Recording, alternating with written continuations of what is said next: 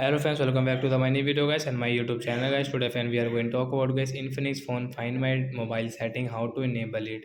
Friends, you want to enable guys your Find My mobile settings, so how can you enable it? Today friends I will show you, I will tell you in this video. So friends, now let's see how can we enable guys Find My mobile means Find My device setting in Infinix phone device.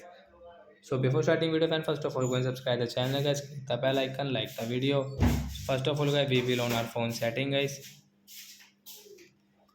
After on phone setting, we will scroll it and we will click on guys your phone security setting. First you can see third option find my device. Tap here guys.